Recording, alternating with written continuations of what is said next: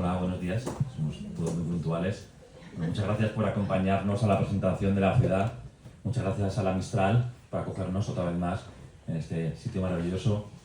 Muchas gracias a Leticia Ruiz Fernández, ilustradora y cómplice fundamental de este libro. A Nacho Zabal-Bascoa, es historiadora del arte, periodista. Como veréis en su presentación, la arquitectura y el mundo de las ciudades está muy presente en los textos que escribe. Nos conocemos hace años y me apetecía mucho, ya vine de Barcelona, así que te agradezco mucho el viaje para esta presentación. Yo voy a presentar solamente un poco el libro, os voy a contar de dónde surge, porque tiene una historia un tanto peculiar, larga. Hemos trabajado 5 años en este breve libro que surge de una propuesta de Leticia. Hace 5 años me dice que había estado viajando por las ciudades, había hecho ilustraciones, de hecho eran diferentes a estas porque eran en otro formato, y me dijo que por qué no publicamos eso en un libro. Lo habíamos hecho juntos a Machado, a Berger, La poesía de los árboles, que es el último que hemos publicado y que de hecho hemos intentado que dialogue también con este libro, el mundo de la naturaleza y el mundo urbano, en 2 volúmenes, pero claro, faltaban los textos. Y es uno de esos pocos libros en los que la ilustración es previa a los textos. Y necesitábamos encontrar los textos que acompañasen a sus preciosas acuarelas. Y hablando con Eva Ariza Trinidad, que no ha podido estar hoy aquí, que es la editora del libro, nos propusimos reunirnos todos los meses durante 5 años, nos reunimos todos los meses por Zoom para encontrar los mejores textos para este libro. Por eso me parece importante contarlo, porque Eva, que no está aquí, ha hecho un trabajo muy relevante en este proyecto. Hicimos una lista de 10 textos para cada una de las ciudades.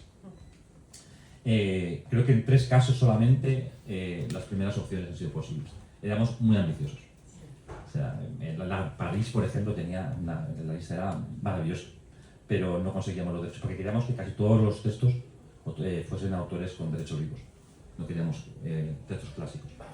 Y queríamos que tuviesen sentido, o sea, no queríamos que fuesen cualquier tipo de texto sobre ciudades, sino queríamos que hubiese una parte literaria potente, porque al final este libro es un recorrido por ciudades de diferentes continentes, del norte y del sur, con más mujeres que hombres, más autoras que autores, y que diesen un poco también un sentido a cómo se ve desde la literatura la vida en las ciudades. Y claro, son textos muy diferentes, porque son muy diferentes las maneras de vivir las ciudades. Todos tenemos una distinta. Me interesa mucho, claro, empezamos con Zadie Smith, que más o menos la conocéis, Lispector, Bumil-Raval y la Praga industrial con la Bella Poldi, ¿no? Con esta acería. Pero hay textos de autores y autoras menos conocidas, como Radio Asur, una escritora que tiene el poema, el relato, el texto más biográfico que es relato sobre el Cairo, y hay un poema que se va a leer al final con Mercedes García Carrasco, actriz, amiga, que está aquí, y que será el broche que creo que se va a entusiasmar para esta presentación, con un poema de Darwish sobre Jerusalén. Como digo, es un libro que tiene voces muy conocidas, voces menos conocidas, un recorrido por todos los continentes, por maneras diversas de vivir en las ciudades a través de la literatura. Bueno, os agradezco mucho que estéis aquí. Creo que es un libro que es una pequeña joya y que de hecho hoy quienes compréis el libro, además de podérselo llevar con una dedicatoria, una ilustración de Leticia, también tenemos una lámina de regalo sobre el Cairo que podéis encontrar arriba, o si ya tenéis los que tenéis el libro, que es un detalle por haber estado aquí hoy en esta presentación, que terminará también con un vermú. Paso la palabra a Nacho, muchas gracias y me retiro. Bueno, muchas gracias. Así. Buenos días a todos, bienvenidos. Gracias Diego, gracias Leticia por confiar en mí. Voy a empezar de una manera muy maleducada, pero simplemente para que sepáis desde dónde hablo. Voy a decir una pincelada sobre mí. Este libro me interesó mucho cuando me propusieron que lo leyera y que te lo presentara, porque en mi opinión hace una lectura que a mí me ha interesado hacer toda la vida.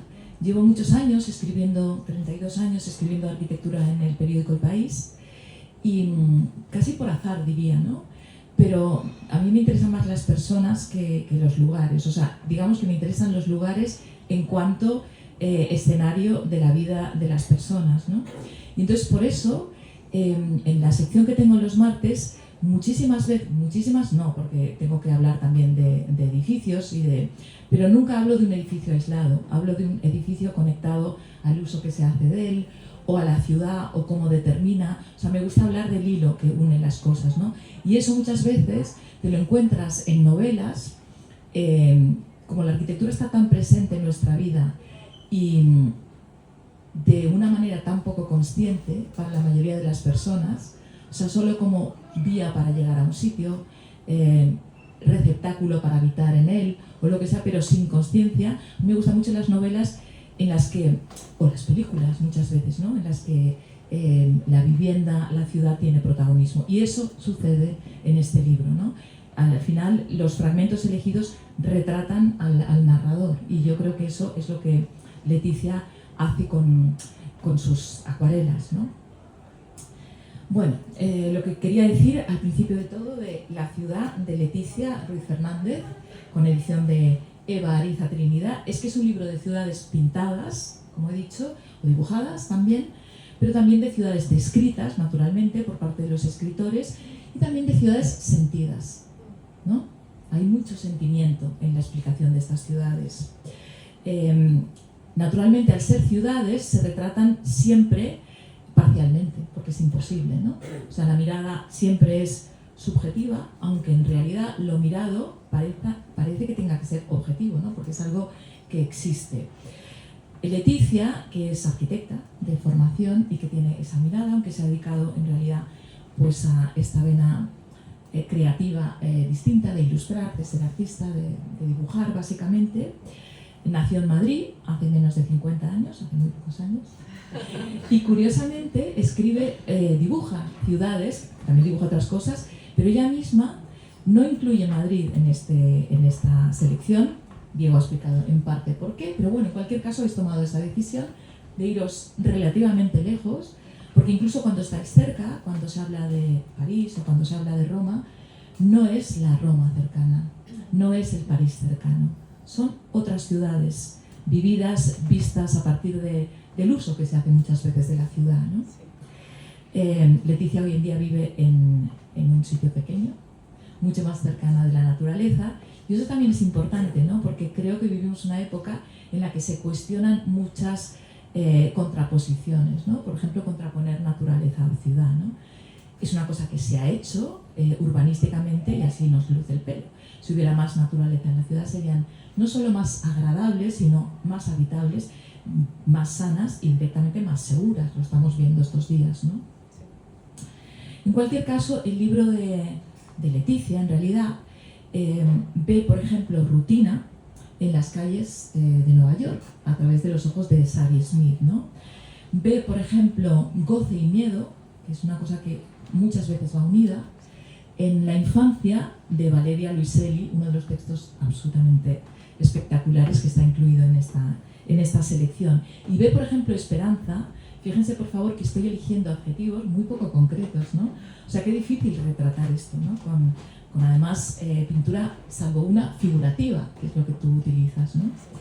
Pero yo, por ejemplo, en el río de Claire Lispector, yo veo esperanza, sobre todo porque es un deseo, más que una vivencia, ¿no? También en el Bombay del pakistaní Sadat Hassan Manto, y tengo que decir que el libro, además de todo eso, me ha hecho conocer autores que no conocía, y por eso estoy triplemente agradecida. Pues allí se describe una ciudad a partir de cómo duermen una parte importante de los habitantes, ¿no? ¿Cuán real es eso? Hay una convivencia entre lo viejo y lo nuevo en casi todas las ciudades, más en Cairo, y hay cosas tan peregrinas como el reparto de los huesos de Santa Teresa en Roma, para describir lo que es Roma en ojos de una persona que, nacida en Roma, es hija de inmigrantes, ¿no? Yavashego. Voy a poner ejemplos para ver si les desarrollo más interés. Es que es fascinante, la verdad, la relación entre las dos cosas. 19 de septiembre de 1985, 7:20 de la mañana. La gente está durmiendo, duchándose o dando un beso a los niños antes de que vayan a la escuela. Colonia Roma, Colonia Nápoles, Colonia Juárez, Colonia Condesa, Colonia Obrera, San Rafael, Doctores, Mixcoac, Santa María de la Ribera. Un golpe lento, duro y profundo, y todo se viene abajo. Varios edificios funcionalistas de Pani, que es un arquitecto, que fue un arquitecto, inspirados en Le Corbusier, se vienen abajo. Y dice Valeria Luiselli, los proyectos de felicidad de la clase media se derrumbaron. Fue culpa de Pani, escribe Luiselli, ¿no? Pero aún más de Le Corbusier. ¿Por qué México tiene que importar música extranjera, arquitectura extranjera, todo extranjero? ¿Por qué no escuchamos mejor a Rodrigo? Se pregunta Luiselli, ¿no? Y aquí está una de las disyuntivas que se da en tantas ciudades, ¿no? ¿Qué es que una ciudad sea cosmopolita? Porque entre pacata y cosmopolita hay un mundo, ¿no? Es todo lo de fuera es mejor, lo nuestro siempre es lo mejor. Todo eso convive en casi todas nuestras ciudades, según el nivel de cultura que seamos capaces de hacer convivir en una ciudad, me parece, ¿no? Y eso está en el libro. Por eso Leticia dibuja un DF extraño, como salpicado de rojo. Es uno de los más coloristas, ¿no? Y yo veo sangre ahí, porque, bueno, eso lo ven ustedes lo que quieran ver, ¿no? ¿Qué ha aportado y qué ha restado la globalización de la arquitectura, ¿no? La de los arquitectos? ¿Cómo ha marcado la generalización en el fenómeno de las ciudades, ¿no? ¿Qué hace cambiar una ciudad, básicamente? O incluso cuánta sangre se necesita para que cambie una ciudad. Otro ejemplo. Nacida en Roma, Shego es hija de padres somalíes, les decía, y tiene un libro, publicado también por Nórdica, que la define. Fíjense cómo se llama el libro, se llama Mi casa está donde estoy yo. Eso también es una idea de ciudad, no solo una idea de domicilio, ¿no? Leticia la retrata con esa preocupación por juntar los huesos de la santa, ¿no? Dice, escucho su deseo inmenso de volver a juntarse fémures, costillas y falanges en un único esqueleto, porque están en varias iglesias, los huesos de la santa, ¿no? Para que haya paz en la ciudad. Y dice, las calles del Trastevere son como esos huesos de la santa, se están buscando. Shego también queda retratada como conocedora de su ciudad, donde el pueblo ya hace muchos años que se marchó del centro, no vive en el centro de Roma. Ahora solo queda la leyenda, bares y restaurantes. El padre de Shego, que era político, bueno, por ahí no sigo porque me voy a alargar, pero llega a hacer un retrato de su padre, de ella, de la diferencia de ambos conviviendo en la ciudad. Y una cosa muy interesante, dice, no teníamos nada, pero éramos generosos. En tierra extranjera no puede negarse la hospitalidad a un paisano. Esa rara cercanía o hermandad que se establece con gente que no hubieras conocido si no. Y también la crítica social y, bueno, al poder, ¿no? En la Roma de Shego manda, ¿qué creen que manda en Roma? ¿No? Yo no lo voy a decir porque hago spoiler. Sin misa no había comida ni trabajo. Si querías comer, tenías que lavarte las manos, sentarte a la mesa y antes tragarte la misa entera. Shego opina que la espiritualidad debe salir de dentro hacia afuera y que no debe imponerse. Pero sí, debe salir sin pedir una misa a cambio.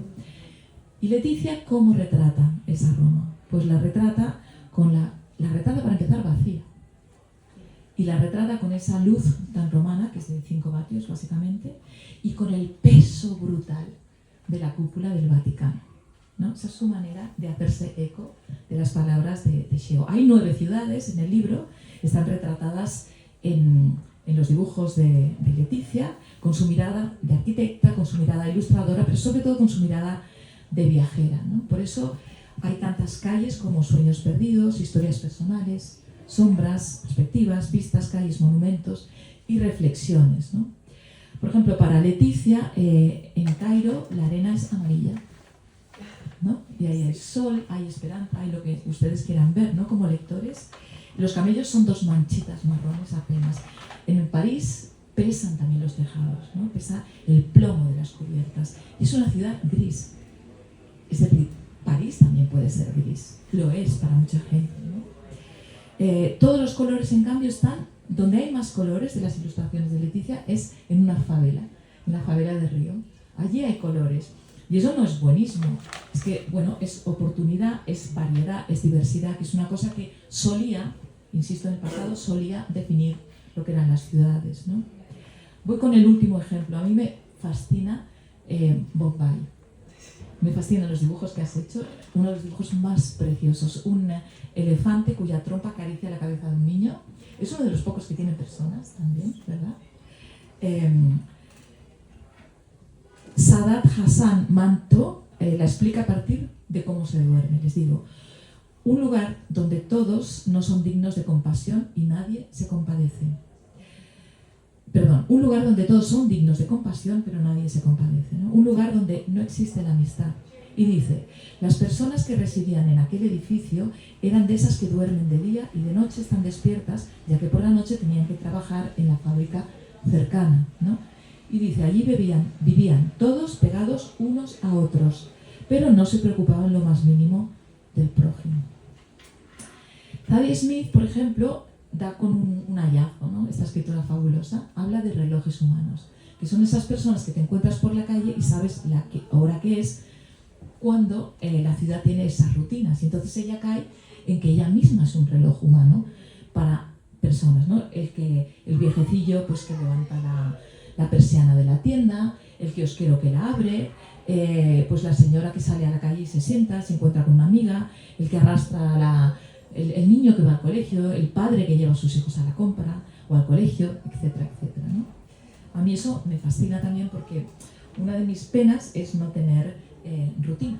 Yo tengo un trabajo que es fascinante porque no tiene rutina y es triste porque la rutina es muy bonita, ¿no? Porque te permite pues, conocer a esos personajes secundarios de tu vida y ser un personaje secundario para todas esas personas que viven en una ciudad.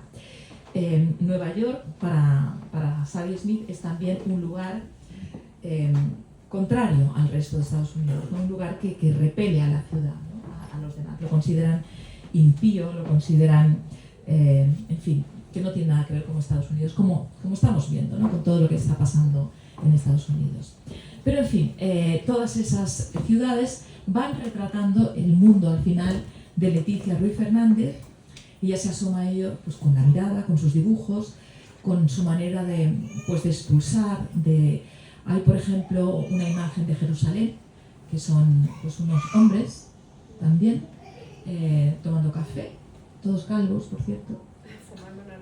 Fumando y teniendo tiempo, ¿no? Porque para fumar sentado pues hay que tener tiempo, ¿no? O sea, hay tantos detalles en los textos que han sabido pues, elegir para retratar ciudades, como en la mirada de Leticia, que ha sabido buscar una escena, recrear, crear, imaginar una escena urbana en esas ciudades, yo creo, ¿no? Nueva York, por ejemplo, si no he visto mal, es la única que al final, en el primer dibujo, porque hay dos por cada ciudad, es abstracto, ¿no? Y ahí fijaros la abstracción que es Nueva York en realidad en el resto del mundo, ¿no? Entonces, yo lo que querría preguntar a Leticia es, en primer lugar, pues en su capacidad como visitante, como dibujante y como lectora, ¿qué te hace ver cómo se resume visualmente una ciudad? ¡Qué pregunta más difícil! O en este libro. Claro, porque el tema es que mi trabajo como dibujante, cuando estoy en esos sitios, hay algo que me atrae de eso que estoy viendo, pero yo no sé lo que es. Y hasta que no me pongo a pintar, no lo descubro. Y muchas veces lo descubro en la pintura, pero no sé ponerle palabras. Te estaba escuchando fascinada como si hablara de otra persona. O sea, ¿en serio ha hecho eso? Y luego digo, ¿qué has sido tú? Ah, he sido yo, es verdad. La imagen de Nueva York es abstracta, ¿no? Y me doy cuenta después, ¿no? Muchas veces, que es lo que tiene, bueno, pues el ser ilustradora, que trabajas con textos, trabajas con la palabra, pero tú no creas la palabra, ¿no? En este caso. ¿Qué me atrae de esa ciudad? Pues lo que me atrae muchas veces es, una vez que estoy ahí, la oportunidad a través de la pintura de sentarme, porque todos están basados en dibujos que yo hice en mis cuadernos de viaje, ¿no? Y es la oportunidad... O sea, tú has estado en todas estas ciudades. He estado en todas estas ciudades, sí. Y entonces, de todas ellas tenía cuadernos de viaje. Y fue con todos esos montones de cuadernos cuando un día le dije a Diego, mira, está todo esto, vamos a hacer un libro de ciudades, ¿no? Y yo lo que hago cuando viajo es llevar siempre un cuaderno porque me permite, cuando algo me atrae, pararme a intentar sentir y vivenciar qué es eso que estoy viendo, ¿no? Los que sois dibujantes, arquitectos, sabéis que es con el dibujo con el que pensamos muchas veces y muchas veces es un pensamiento que no está directamente asociado a palabras, ¿no?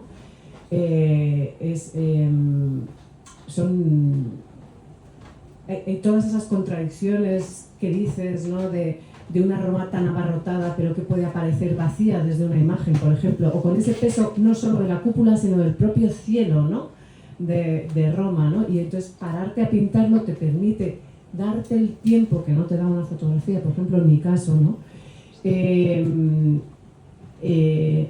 Darte el tiempo para entrar en una ciudad de una manera muy curiosa, que es que la ciudad entra en ti. Porque tú pintas en las ciudades, yo o pintas de memoria. No, pinto en los sitios. ¿Viajas sola o viajas con gente? No, viajo con una que se ha escondido ahí al fondo, Sí. Elvira, he estado con ella en muchas de estas ciudades, viajo ¿Y con... qué hace ella? ¿Qué hace ella mientras tú pintas? Ella Le encanta observar y saca su cámara de vez en cuando zas, no quiere cazar alguna imagen. Perdón, lo tengo que coger arriba. Sí, no, en estos sitios no he viajado sola. En Jerusalén estaba con amigos de allí, que vivían allí. En India estaba con mi marido. He viajado generalmente acompañada, aunque esos ratos que pueden llevarme 15-20 minutos en la pintura sí que es un momento más de introspección, ¿no? Y de celebración también. O sea, y haces un croquis, digamos. No, hago acuarelas. Todas esas que dices que son las primeras de los libros, de las portadillas de cada ciudad, tiene una pintura que esas son tal cual de mis cuadernos. La del elefante, estaba el elefante ahí. Y yo saqué el cuaderno para pintarlo. Las de... Para pintarlo, ¿eh? No para fotografiarlo. No. Como si el elefante debía estar mucho rato, ¿no? Con la trompa en la cabeza. Hay que ser muy rápida. Pero el elefante es más lento que los pájaros. Eso sí. El niño tampoco se apartaba. No, y a veces lo que te queda es una fuga de una imagen que tienes que captar en un momento, ¿no? Sí, son todos, esos son las pinturas de los cuadernos tal cual, pero luego para el libro las rehice por lo que hablábamos. De repente este libro tenía un formato y mis cuadernos tenían otro, y luego, claro, fueron muchos años, fueron unos 10-12 años en los que estuve viajando y eran muy distintas las percepciones de las ciudades. Entonces, a partir de esos cuadernos, de esa experiencia de haber estado allí, de esa sensación que te da una ciudad y que nunca es perceptible en la distancia, ni con películas, ni con fotografías, ¿no? Hay una humedad, hay un olor, hay una temperatura, hay una vivencia que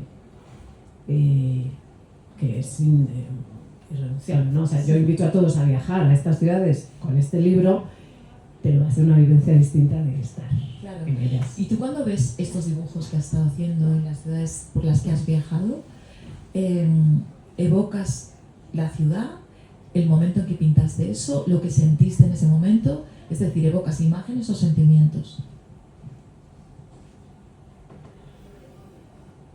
Para mí están tan mezclados, o sea, soy una persona tan emocional que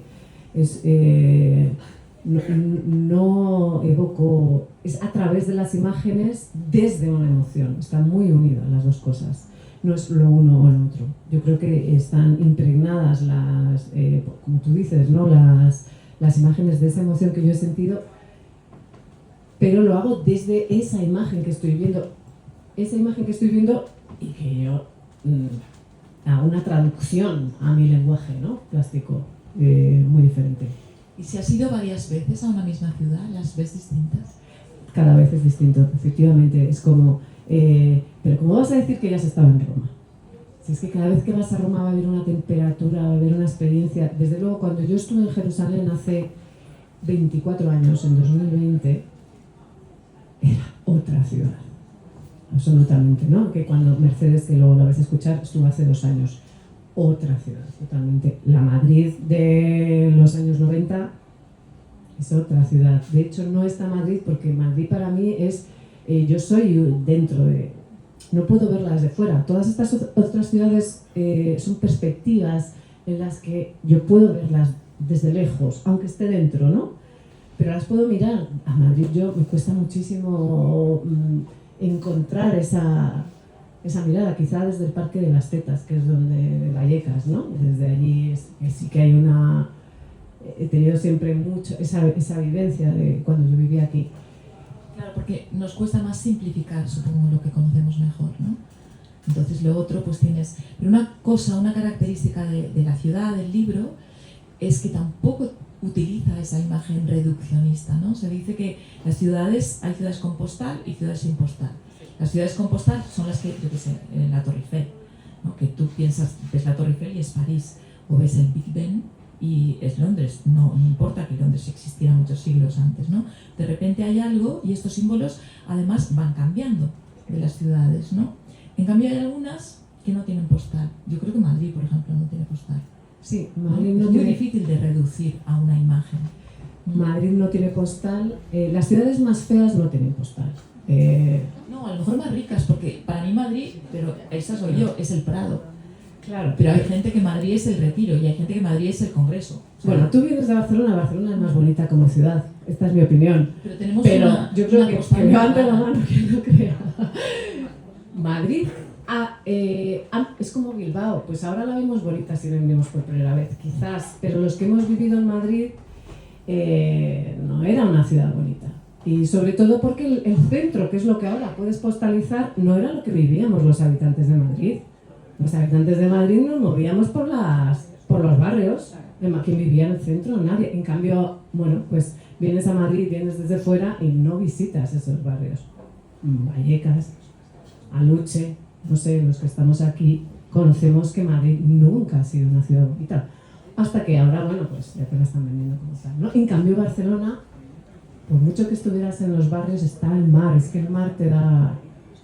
Bueno, esto es una cuestión política, claro, ciudad es polis y al final Barcelona ha tenido pues, exposiciones universales que la han rehecho, las Olimpiadas y tal, pero en realidad la mayor transformación de Barcelona, como para mí, yo he vivido aquí 21 años en Madrid, y para mí la mayor transformación que he visto en esta ciudad, más allá de acabar con los bares de calamares y poner tiendas de, no sé, cafés hipsters, digamos, en los últimos años, la mayor ha sido Madrid-Río.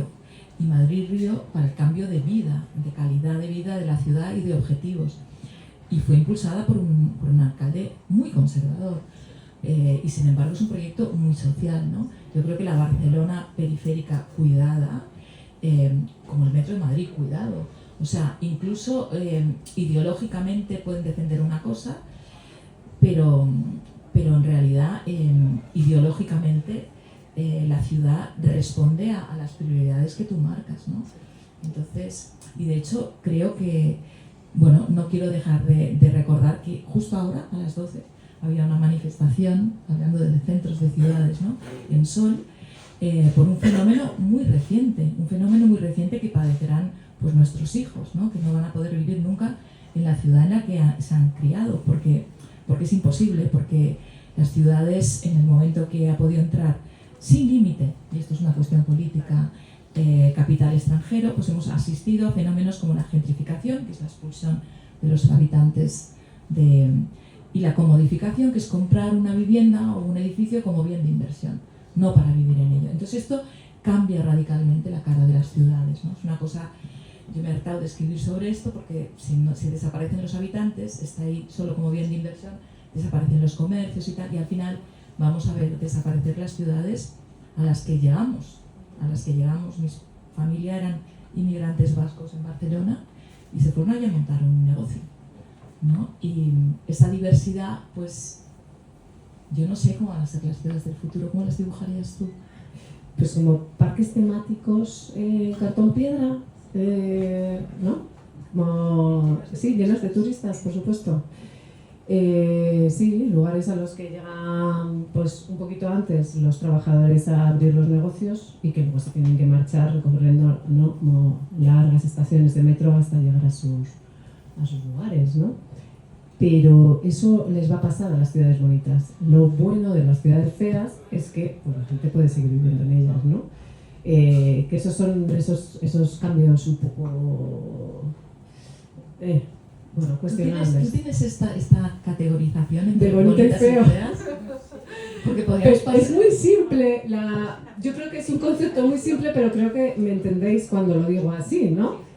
Bilbao era una ciudad fea hasta los años 90, se ha convertido ahora en una ciudad cool, guay, y está pasando esto. No, es que las ciudades cool dan miedo. Esto que La dicen gentrificación, la expulsión de los habitantes, la subida desmedida de los precios, bueno, el convertirse en un sitio donde vas viendo, y perdonadme por la palabra, a la gente con pollas en la cabeza de celebraciones de despedidas de solteros, ¿no? O sea, que es así. Supongo que en Barcelona es que es un espectáculo, ¿no? Pues muy triste, sí. Y entonces yo... No, es algo que yo creo honestamente que como ciudadanos, a ver, a todos nos gusta viajar. Y es verdad que, bueno, llegará un momento que no vamos a poder, una cuestión de que no podremos aguantar tantas inundaciones, me imagino, del efecto que tienen las cosas, ¿no? Tenemos que elegir más, tenemos que ir más lenta, como tú, que te paras, creo, es una posible solución. Pero es verdad que nos vamos adaptando, los barceloneses ya no bajamos a las Ramblas. Es que es imposible, tienes que ir así. O sea, no, y ya los restaurantes no cuidan, es para una ocasión. Ves como justo lo que no está en este libro, ¿no? Por eso me parece un libro fascinante, porque no está esa imagen, ¿no? De que están ahí comiendo paella, de que vete a saber de dónde la han sacado, cómo la han hecho, congelada, y sangría, como aquí en la Plaza Mayor, ¿no? En muchos sitios. Y no sé, esta idea de poderte tomar unos calamares y disfrutar, ¿no? De que no todo sea, pues, la pasta y la pasta y la pasta, que el disfrute donde queda, ¿no? Y al final yo creo, y esto está mucho en tu libro, en la relación entre los espacios, los lugares y los tiempos. Hay mucha, igual que tú decías, no contraponer, ¿no? Naturaleza y mundo urbano, la idea de disfrutar el espacio en un tiempo, ¿no? Hay mucha rutina y observación en tu libro, en tus dibujos y en cómo observan los narradores, ¿no? Cómo observan los que viven con ellos. Sí, yo creo que mi manera de viajar no ha sido en general la del turista convencional, ¿no? En el momento en el que tú vas con un cuaderno y vas intentando captar, o no sé, en mi caso, son, bueno, y la verdad por un poco de casi, no sé, fobia personal, no he solido ir, salvo a los museos que me interesaba mucho la pintura, como una escapada un poco de los sitios principales, ¿no? Siempre hay algo en la periferia de la ciudad, que es donde puedes mirar hacia el centro también, ¿no? que me interesa especialmente. Yo creo que, por ejemplo, en la de Río o en la de la India, la Bombay y la del Cairo son miradas un poco alejadas, ¿no? No estoy metida en ese, desde luego no es la mirada del turista que va detrás del paraguas. Bueno, pues yo te animo a que con las ciudades que se quedaron fuera, pues hagáis algo, ¿no? O incluso con todos estos dibujos que tienes tú, que parece como si viajáramos a través de tus ojos, ¿no? Si nos metiéramos un poco. Pues me encantaría, porque estoy muy de acuerdo contigo que este tipo de viajes que han sido en los últimos años desmedidos, locos, del low cost, de la invasión de las ciudades es terrible, tanto para las consecuencias, no como para el planeta, como esa manera de consumir lugares, ¿no? Y ahora voy aquí y luego voy al otro, como es totalmente ridículo, ¿no? Me gusta mucho, y yo creo que un libro de Cortázar que habla de un viaje, los cosmonautas de la autopista, ¿cómo se llama, no? Y es un viaje que hace durante un mes con su mujer por la autopista de París a Marsella y se hacen el propósito de no salir nunca de la autopista. Y es una vivencia alucinante. Quiero decir, no tienes que ir a ver la Torre Eiffel para viajar, ¿no? El viaje, lo que te dice Cortázar, es un viaje que va por dentro, ¿no? Y creo que sería una experiencia para mí alucinante, por ejemplo, ahora cogerme un cuaderno y realmente viajar a Madrid, ¿no? Me iría a otros sitios que no fueran tan céntricos seguramente, pero porque yo ahora sí que cuando vengo, me llevo tantos años fuera que cuando vengo voy así, alucinada, estoy en otro lugar, ¿no? Se transforma, ¿no? Se transforma muchísimo.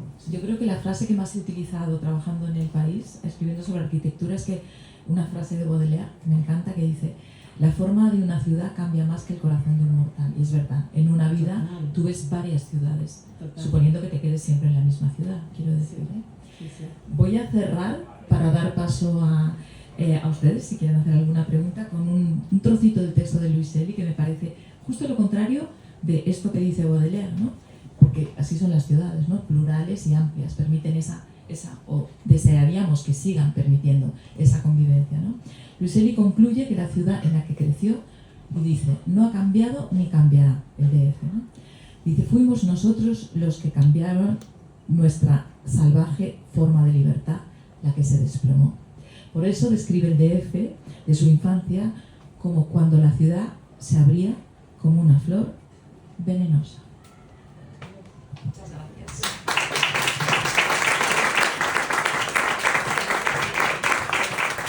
No sé si hay un poquito, como 5 minutos para 2 o 3 preguntas, si tenéis, si queréis preguntar a Leticia.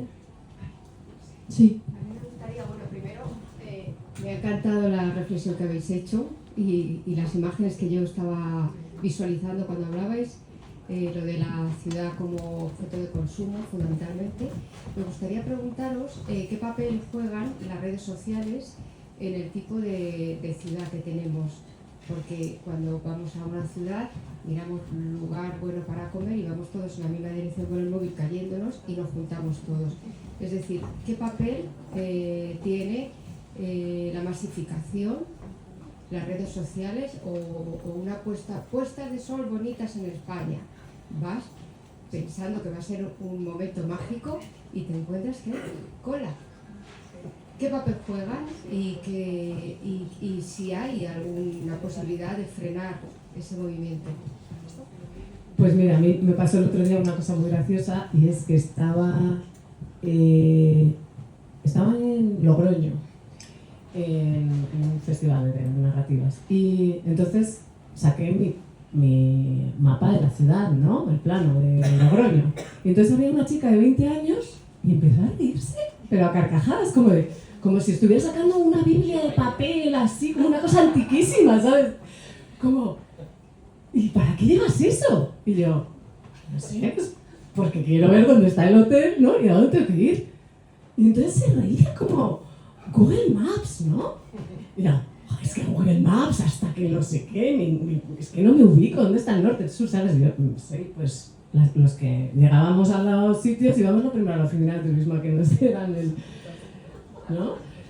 Y entonces es esa cosa que dices tú, que está ya toda la experiencia, se mediatiza desde el aparatito que llevamos, nos creemos que nos hace muy listos y nos va haciendo cada vez más tontos, ¿no? Yo le decía, ¿y tú qué haces cuando llegas a otro país donde no tienes datos? No, lo primero es comprarme la tarjeta de los datos.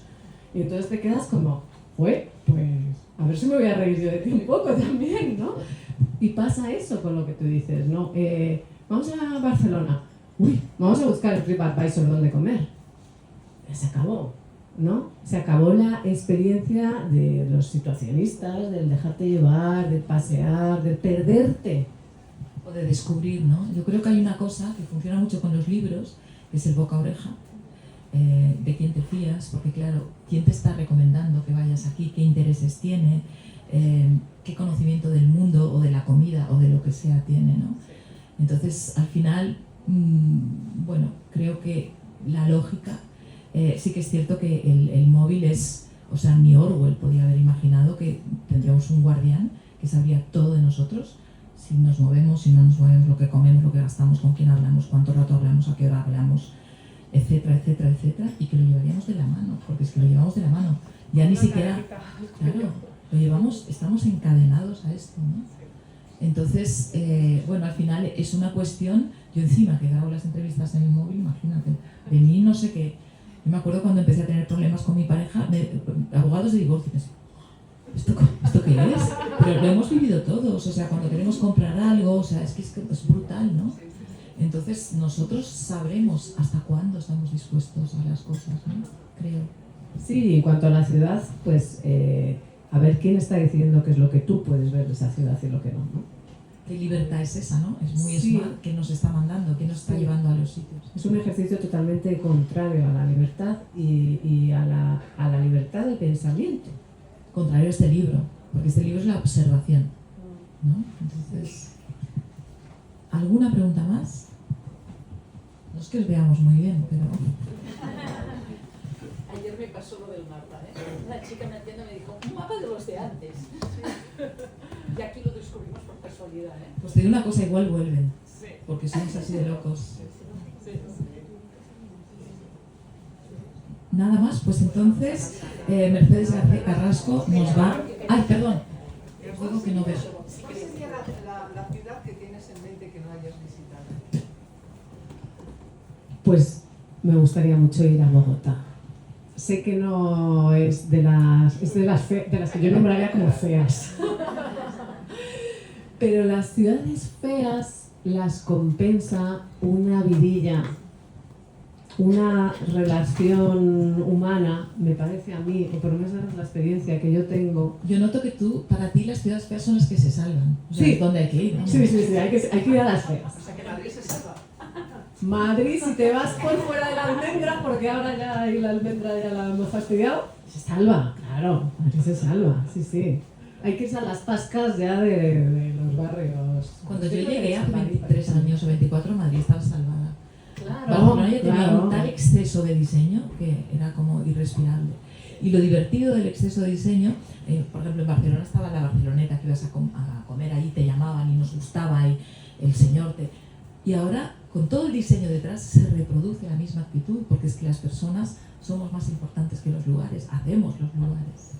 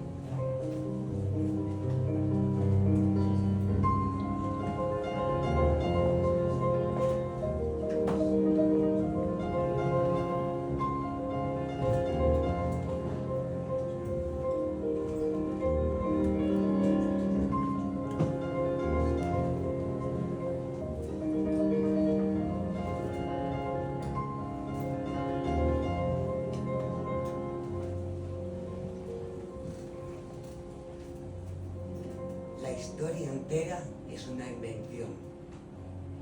Nunca creí que hubiesen hecho una carnicería contigo, que tu sangre fluyera hasta llegar al Mediterráneo para que se la tragara el mar. Estoy seguro de que todo es una invención.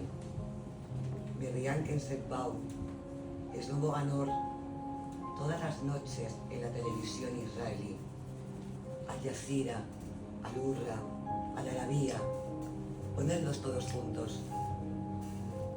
Al Jazeera, Al Arabía, Al Urra, la península libre de Arabia. Miriam Kensetbaum, Slobo Ganor, invenciones, estoy seguro. Y estoy seguro de que las facturas son también invenciones. ¿Quién las puso en mi buzón? El nombre de mi familia en 3 idiomas diferentes es también una invención. Y también lo es la mujer que me ama por email. Haifa es una invención, así que nunca salgo a la calle y me contento con mirar de reojo al mar desde mi ventana. Nuestra amistad no se debió a nadie, ni nadie se esforzó en inventarla, así que permaneció auténtica. Esperad, olvidaba que todas las verdades son invenciones. Es por lo que ayer me divertí compartiendo arak, manzanas, nueces y otras cosas contigo. Nada me afecta, por eso no me rompo en pedazos cuando veo que me roban nuestra tierra. El robo es un invento, lo mismo que los puestos de control, y los soldados son solo unos niños que aún se mean encima. Y las viejas griegas ortodoxas que esta mañana cruzaban el puesto de control de Belén eran también una invención. En el nombre de la cruz dicen, pero también suena a invención. El Viernes Santo es una invención y los cantos bizantinos en la iglesia maronita de Nazaret. Mis enemigos son todos inventados y mis parientes el colmo de la invención. El infierno es una invención, pero el paraíso se inventó con más malevolencia y destreza. La voz de Jairuz.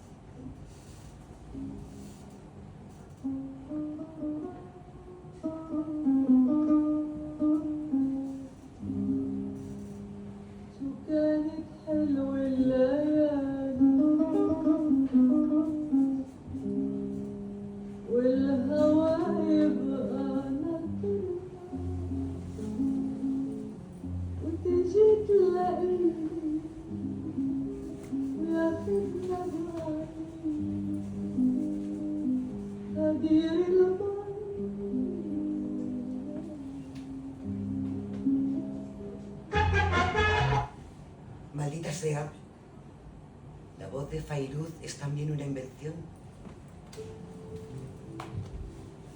Las pesadillas no me persiguen, las pesadillas son invenciones.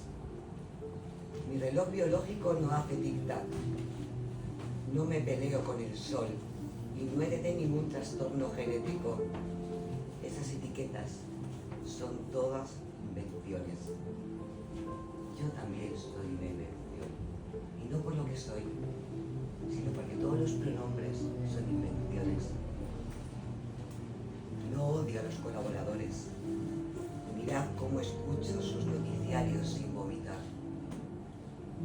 No le tengo miedo al espectador, ni al SIDA, ni a las armas nucleares. No le temo al timbre de la puerta, ni al teléfono. El mundo no se acabará mañana. Todo esto son noticias inventadas.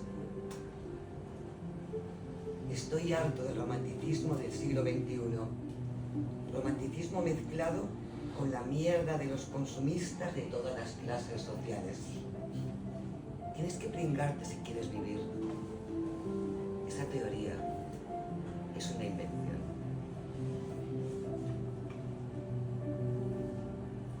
Palabra regocíjate.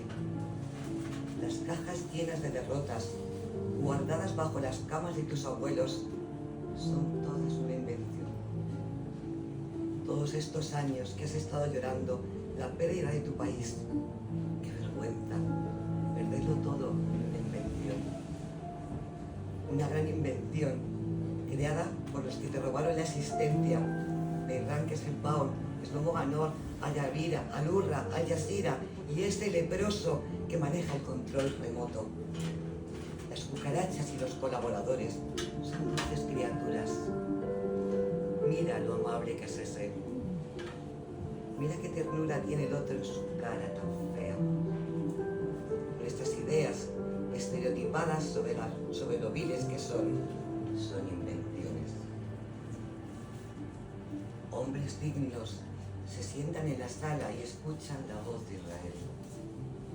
Mujeres respetables hacen tabulé y piensan en cómo será el futuro una vez que nuestra dignidad sea enterrada. No os preocupéis, también son invenciones. No podemos respetar unos pocos árboles frente a nuestras casas si dejamos las montañas para los que ponen trampas mientras dormitamos. Haifa cayó el 23 de abril de 1948.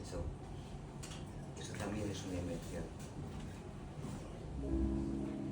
El 8 de diciembre de 1917, unos cuantos efendis alzaron una bandera blanca y se les hizo una foto mientras rendían Jerusalén. Esto ocurrió realmente, pero lo de la foto fue una invención. Es fácil en cualquier momento reunir a unos efendis y pedirles que levanten una bandera blanca frente a la puerta de Jaffa para hacerse una foto. Son las 11:30 de la mañana del 1 de abril de 2010. Todos han dormido, ya están levantados, pero yo aún no me he ido a la cama. Las almohadas son invenciones. Dentro de 2 semanas me voy a Beirut. El visado es un obstáculo insalvable, que también es una invención. Nuestra Señora del Líbano ruega por nosotros, aunque sabemos que tus ruegos son invenciones. Me acuesto un rato después. Mi apasionada amiga tomará pronto el autobús que viene de Nazaret. Las palabras hebreas vuelan como moscas a su alrededor. Ella piensa que la lengua del enemigo es un cadáver. Por eso le digo, tus ideas son invenciones. La lengua del enemigo es un robot suave. Y ella se ríe de una manera desenfrenada, lo cual no es una invención. Nos tronchamos de risa. Dios, no nos moriremos. Correremos hacia la eternidad y nuestras sandalias trotarán detrás de nosotros. La eternidad es una invención. Todo lo anterior es una invención y lo que ha de venir también.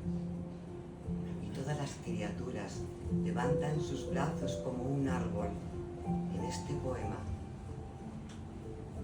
que también es inventado.